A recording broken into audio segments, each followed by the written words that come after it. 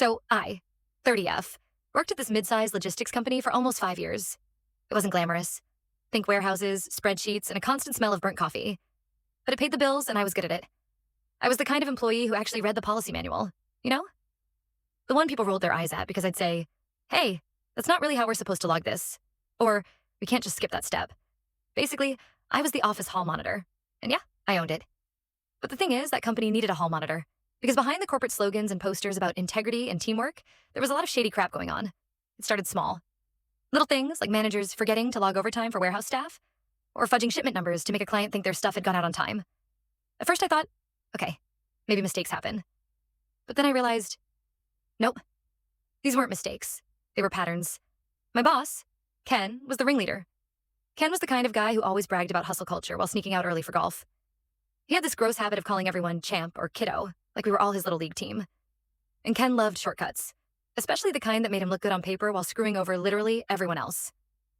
Example, a vendor once delivered a shipment late. Instead of reporting it, Ken doctored the timestamp in the system so it looked like we'd received it on schedule. Why? Because it made his department's on-time rate look amazing. I called him out like, hey, that's not accurate. And if the client audits this, he cut me off with, relax, champ. It's called being resourceful. Yeah, resourceful. That word became his little code for lying. Then came the big one. We were bidding on a major contract with a government client. Huge money. If we won, it would lock us in for years. Everyone knew Ken's bonus was riding on it. During prep, I noticed some adjustments in our cost breakdown.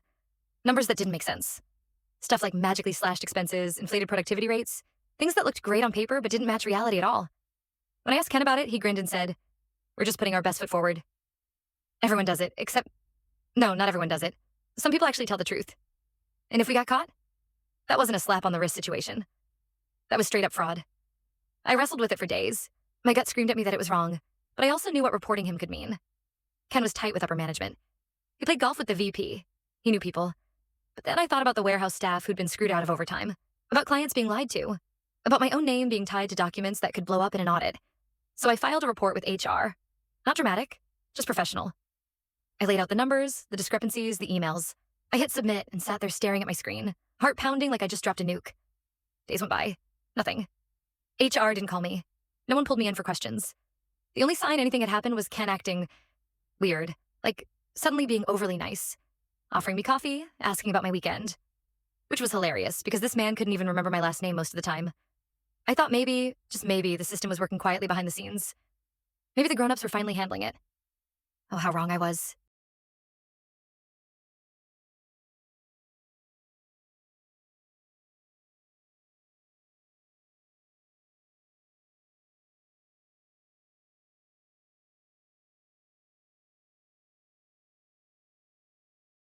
So a week later, I finally get called into HR. My heart's racing, right? I've got my notes, my emails, my little evidence folder ready to go.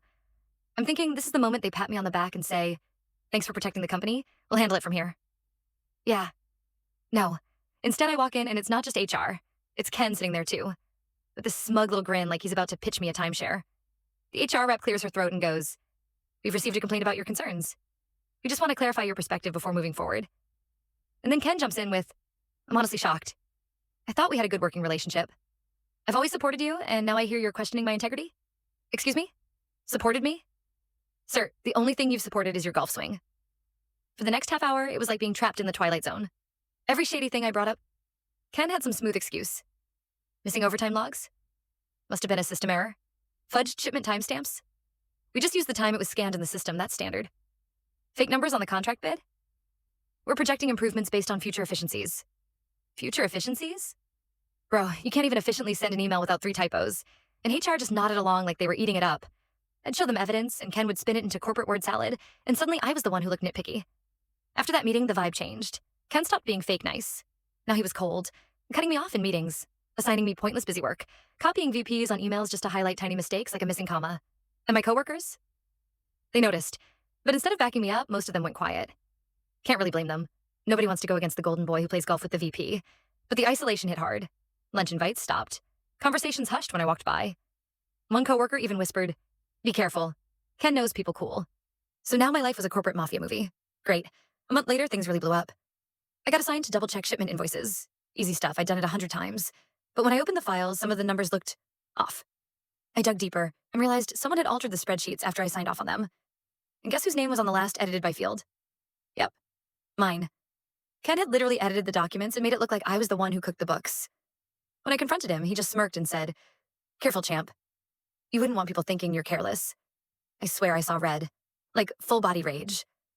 But I also knew if I lost my temper, he'd win. So I went home that night and started backing up everything to a personal drive. Every file, every email, every audit log I could get my hands on. If they were going to frame me, I wasn't going down without proof.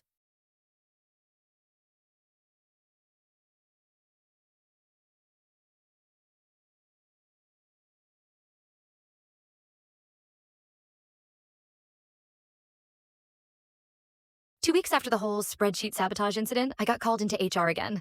Same little conference room, same fake smile HR rep, and, of course, Ken sitting there like a smug king on his throne. The HR rep clears her throat and says, "We've been reviewing your recent performance and we've identified some concerns."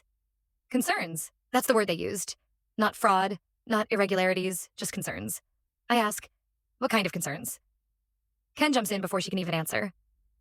"Well, there have been repeated issues with documentation errors, missed details, things that put the company at risk. I've tried to mentor her through it, but unfortunately it just hasn't improved." Mentor me? Dude, the only thing you've mentored is your own ego. They slid a folder across the table. Inside were printouts of spreadsheets with my name on the last edited by field, the ones Ken had doctored. I explained calmly that these had been tampered with, that I'd backed up originals that told a different story. I even offered to show them timestamps proving the changes happened outside my working hours. HR nodded politely, wrote something down, and then moved on like I hadn't said anything. It was clear. They weren't there to hear me out. They were there to check the box before pulling the trigger. Finally, the HR rep gives me the line I'll never forget. "We appreciate your contributions to the company, but we've decided to move in a different direction. Today will be your last day." And just like that, 5 years of busting my ass went up in smoke. No severance, no thank you. Just a box for my desk stuff and a security guard waiting to escort me out. Ken stood there the whole time, arms folded, smirking like he'd just won an Oscar. I wanted to scream, to flip the table, to call them all out. But instead, I just said, "You're making a mistake." And I walked out with my head high, even though inside I felt like I'd just been run over. Packing up my desk was surreal. People avoided eye contact, like I had some contagious disease. One coworker mouthed, "I'm sorry," from across the room, but nobody else said a word. Ken lingered by his office door as I left. Gave me a little wink, like this was all just a game to him and he'd won. But here's the thing about games. They don't end just because one person thinks they've won. And I wasn't done playing.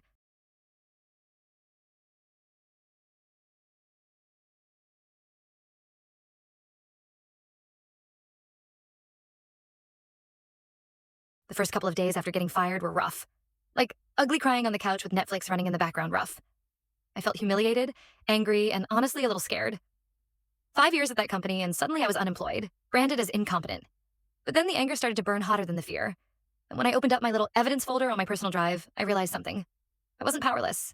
I had original spreadsheets with timestamps proving my version was clean before Ken edited them. Email chains where Ken literally told me to just fix the numbers. HR's meeting notes, because yes, I'd recorded them on my phone. Thank you. State two-party consent laws for not applying here. And even a Slack message from a coworker joking, "Careful, Ken's got his creative accounting hat on again." It wasn't just evidence, it was a case. So I started making calls. First, a lawyer, employment attorney who specialized in wrongful termination. I half expected her to laugh me off, but after scanning my files, she leaned back and said, "Yeah, they messed up. Big time." Then I called the state labor board, explained what happened, sent over documents. They opened a formal inquiry faster than I expected. And because this involved government contracts, I also filed a tip with the agency's fraud hotline. That one felt like dropping a grenade into Ken's golf cart. About 3 weeks later, I get a text from a former coworker. "Yo, what did you do?" Ken looks like he's seen a ghost. Apparently, auditors had shown up unannounced, started pulling files, asking questions, digging into the exact contract Ken had doctored. And since I'd already given regulators the originals, there was no way for him to spin it. The timestamps told the whole story. Coworkers later told me Ken tried the usual routine, smiling, acting innocent, blaming system errors. But this time, nobody bought it. The auditors weren't HR. They weren't golf buddies. They were government employees with no patience for BS. Meanwhile, I was slowly getting my life back. The lawyer helped me file a wrongful termination suit. The labor board scheduled a mediation hearing. I even landed some interviews. Turns out other companies actually liked hearing that I stood up for ethics. One hiring manager literally said, "Honestly, that's the kind of backbone we need here." It was like the universe was reminding me, "Yeah, you got burned, but you did the right thing." And the story wasn't over yet.